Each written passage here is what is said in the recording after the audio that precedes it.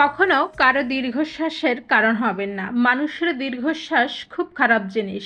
আপনি কাউকে ঠকিয়েছেন, কাঁদিয়েছেন, শাসিয়েছেন কিংবা কষ্ট দিয়েছেন, অতিরিক্ত অবহেলা করেছেন। যে মানুষটা আপনাকে অন্ধের মতো বিশ্বাস করত, তার বিশ্বাস ভেঙে দিয়েছেন। মনে রাখবেন, মানুষটা আপনার উপর কোনো প্রতিশোধ না নিলেও সে যতবার আপনার কথা ভেবে দীর্ঘশ্বাস ফেলবে, ততবার তার আত্মা একটা নালিশ করবে সৃষ্টিকর্তার কাছে।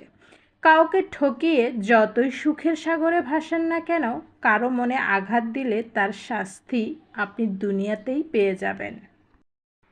তো হ্যালো এভরিওয়ান, আসসালামু আলাইকুম। নতুন আরও একটি ভিডিওতে আপনাদের সবাইকে স্বাগত জানাই। আবারও নতুন একটি ভিডিও শুরু করে দিয়েছি। সকালবেলা নাস্তা খেতে খেতে আপনাদের সাথে ব্লগটা শুরু করে দিলাম। আর এখানে কিছু মরিচ এনেছিলাম, মরিচগুলোর বটুটা ছাড়িয়ে নিচ্ছি আর কি।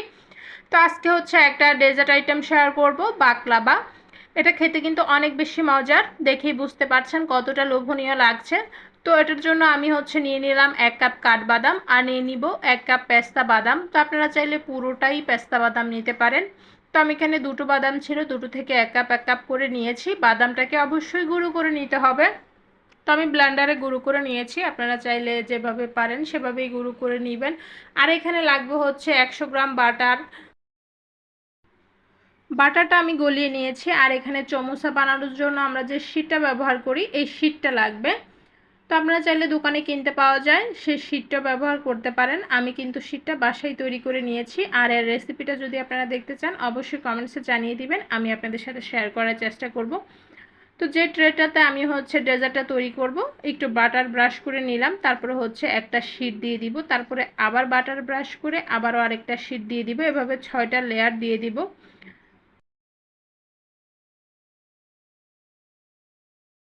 তো আমি হচ্ছে 12টা শিট নিয়েছি। প্রথমে 6টা শিট হচ্ছে এভাবে একের পর এক বিছিয়ে দিব। তো আপনারা যে পরিমাণ শিট নেবেন অর্ধেকটা এভাবে বিছিয়ে দিয়ে তারপরে হচ্ছে মাঝখানে বাদামের গুঁড়োগুলি দিয়ে দিবেন, অর্থাৎ বাদামের গুঁড়ো দিয়ে একটা লেয়ার দিয়ে দিবেন আর কি। তো আমি যেহেতু 12টা নিয়েছি, এখানে প্রথমে 6টা দিয়ে দিব, তারপরে মাঝখানে হচ্ছে বাদামের গুঁড়োটা দিয়ে তারপরে আবার বাকি 6টা দিয়ে দিব। তো আপনারা দেখতে থাকেন, দেখলে আশা করি বুঝতে পারবেন আমি কিভাবে এটা তৈরি করছি।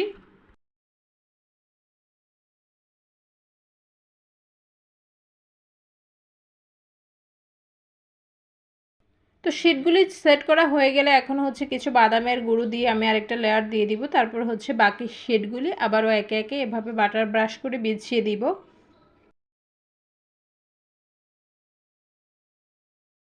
তো যাই হোক, আমি হচ্ছে কিছু বাদামের গুঁড়া এর মধ্যে দিয়ে দিয়েছি। একটু বেশি করে দেওয়া ট্রাই করতেছি। আর আমরা সবাই কিন্তু জানি বাদামের গুঁড়ায় প্রচুর পরিমাণে ভিটামিন থাকে। বাদামের গুঁড়া না, সরি, বাদামে। এ ধরনের বাদাম, কাঠবাদাম, চীনাবাদাম, পেস্তা বাদাম কিন্তু খুবই উপকারী শরীরের জন্য। যাই হোক, যেহেতু আমরা বাসায় খাবো, একটু বেশি করে দেওয়া ট্রাই করতেছি। তো তোমাদের যতটুকু পছন্দ দিয়ে নেবে। তারপর হচ্ছে বাদামটা সেট করা হয়ে গেলে উপর থেকে বাকি লেয়ারগুলি দিয়ে দিব শিটের। আর এই রেসিপিটা অবশ্যই সবাই ট্রাই করবে, এটা খেতে কিন্তু অনেক বেশি মজার। কেউ যদি এই রেসিপিটা কখনো ট্রাই করে থাকো, অবশ্যই আমাকে কমেন্টসে কিন্তু জানাতে ভুলবেন না। আর যদি ট্রাই না করে থাকেন, অবশ্যই ট্রাই করবেন। আমি বলবো একবার হলেও রেসিপিটা ট্রাই করবেন, এটা খেতে কিন্তু অনেক বেশি মজার। তো যাই হোক, উপর থেকে বাকি লেয়ারগুলি সেট করে দিচ্ছি।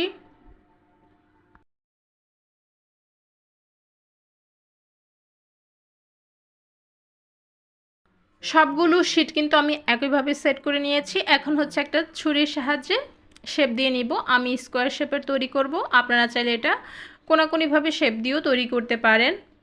আপনারা আপনাদের পছন্দ মতো শেপে কিন্তু এটা কেটে নিতে পারেন। তো যাই হোক, আমি হচ্ছে স্কোয়ার শেপে তৈরি করব। আর কিভাবে করছি অবশ্যই দেখলে বুঝতে পারবেন। একটা ছুরির সাহায্যে জাস্ট এভাবে দাগ কেটে নিয়েছি।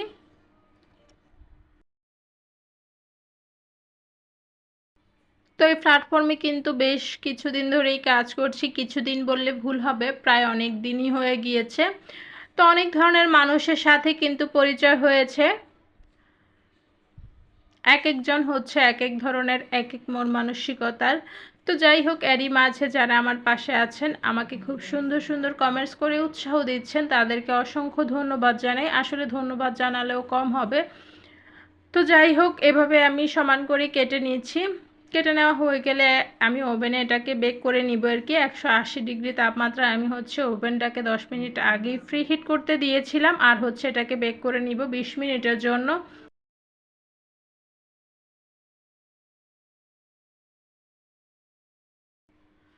তো কাটা হয়ে গিয়েছে, এখন হচ্ছে উপরে একটু বাটার ব্রাশ করে আমি হচ্ছে এটাকে বেক করতে দিব। তো ফিরে আসছি 20 মিনিট পর।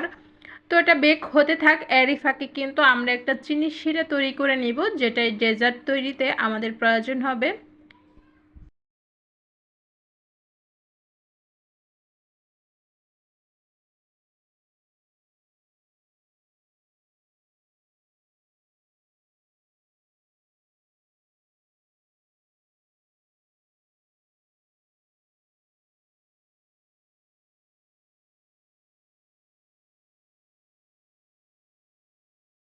তো এটা বেক হতে থাকে, এদিকে আমি পাতলা করে একটা চিনির শিরা তৈরি করে নিব। এখানে 1 কাপ চিনি নিয়েছি, আর হচ্ছে 1.5 কাপ পানি দিব। কোনোই তার বিশিষ্ট শিরা তৈরি করার প্রয়োজন নাই। চিনিটা গলে গেলে 2-3 বার ফুটিয়ে শিরাটা নামিয়ে নিব। আর এরই মাঝে কিন্তু ওভেন থেকে আমি এটা বের করে নিয়েছি, এটা এখন হালকা ঠান্ডা আছে। সরাসরি চিনির শিরাটা আমি এর মধ্যে ঢেলে দিব।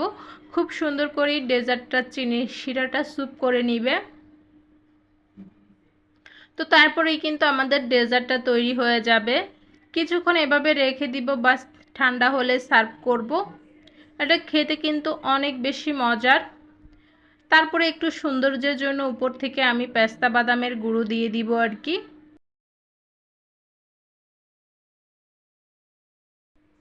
তো রেসিপিটি কেমন লেগেছে অবশ্যই কমেন্টসে জানাতে কিন্তু ভুলবেন না। আর অবশ্যই এই রেসিপিটা একবার হলেও ট্রাই করে দেখবেন, খেতে কিন্তু অনেক বেশি মজার। তো আমি অপেক্ষা করছি এটা ঠান্ডা হওয়া পর্যন্ত, তারপর আপনাদেরকে সার্ভ করে দেখাচ্ছি।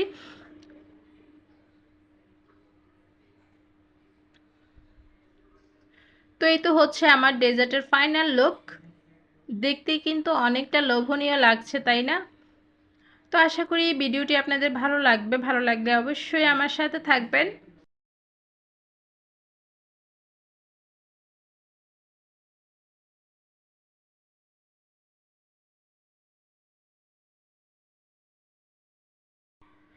তো আর হচ্ছে গতকালকে রান্না করেছিলাম মোরগ পোলাও। এই পোলাও রেসিপিটা কিন্তু অলরেডি আমার পেজে দেওয়া আছে, আপনারা চাইলে কিন্তু দেখে নিতে পারেন। তারপর আমি একটু শর্টকাটে আপনাদের সাথে শেয়ার করছি, দেখেই বুঝতে পারছেন। তো ঘরে থাকা অল্প উপকরণেই কিন্তু আমি এই মোরগ পোলাওটা প্রায় সময় তৈরি করে থাকি।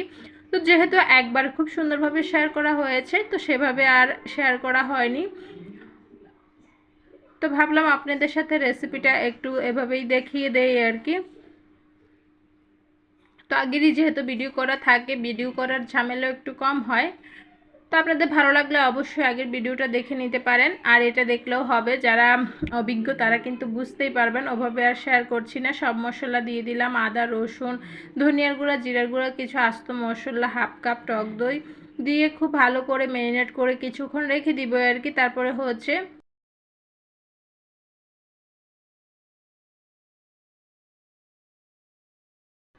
তো এখন হচ্ছে পেঁয়াজের বেরেস্তাটা করে নিচ্ছি। পেঁয়াজের বেরেস্তাটা করা হয়ে গেলে এটা তুলে হচ্ছে একই তেলের মধ্যে আবারও কিছু পেঁয়াজ দিয়ে মুরগিটা রান্না করে নিব। তো এই মোরগ পোলাওটা কিন্তু আমার বাচ্চারা অনেক বেশি পছন্দ করে। প্রায় সময় ঝটপটি তৈরি করা হয় ঘরে থাকা অল্প মশলাই। তো এখন হচ্ছে একই তেলে পেঁয়াজটা একটা শাহি এলাচও দিয়ে দিলাম পেঁয়াজের মধ্যে। আর এখানে এক্সট্রা করে কোনো মশলাই দিব না, নর্মাল যে ঘরের মশলাগুলি থাকে সেগুলি দিয়ে আমি আজকে মোরগ পোলাওটা রান্না করে নিব। তো পেঁয়াজটা হালকা ভাজা হয়ে গেলে আমি এর মধ্যে ম্যারিনেট করে রাখা মুরগিটা দিয়ে দিচ্ছি। মুরগিটা কিছুক্ষণ নেড়ে চেড়ে কষিয়ে হচ্ছে আমি এখানে 1 কাপ দুধ অ্যাড করে দিব। এখানে আমি এক্সট্রা করে কোনো পানি দিব না। উপর থেকে কিছু পেঁয়াজের বেরেস্তা দিয়ে দিলাম। তারপর হচ্ছে ঢাকনা দিয়ে ঢেকে রেখে এটাকে হচ্ছে সিদ্ধ করে নিব। অপেক্ষা করব মুরগিটা সিদ্ধ হওয়া পর্যন্ত আর কি, ঝোলটা শুকিয়ে নিব।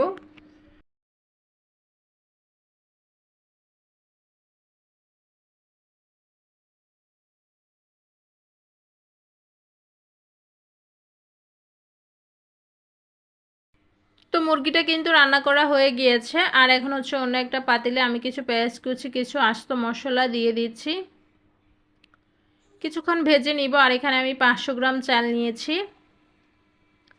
পেঁয়াজটা কিছুক্ষণ ভেজে রাখার পর চালটা আগে থেকে ধুয়ে একটা স্ট্রেনারে রেখে দিয়েছিলাম, চালটা দিয়ে দিব, একটু আদা বাটা দিব, তারপর হচ্ছে খুব ভালো করে ভেজে নিব। ভেজে হচ্ছে এখানে যতটুকু চাল নিয়েছি তার ডাবল পানি দিয়ে দিব, পরিমাণ মতো একটু লবণও দিয়ে দিয়েছি। একটু সময় নিয়ে ভেজে নিতে হবে, খুব ভালো করে ভেজে পানিটা অন্য চুলা আমি গরম করে নিয়েছিলাম। এখন হচ্ছে পানিটা ঢেলে দিয়েছি। যখন এইভাবে ঘন হয়ে আসবে তখন উপর থেকে মুরগিটা দিয়ে দিব, দিয়ে হচ্ছে একটু ছড়িয়ে চুলার আগুনটা মিডিয়ামে রেখে ঢাকনা দিয়ে ঢেকে রেখে দিব। উপর থেকে একটু ঘিও ছড়িয়ে দিব, তো সেটা হয়তো স্কিপ হয়ে গিয়েছে। আর দিয়ে দিব কিছু কাঁচামরিচ।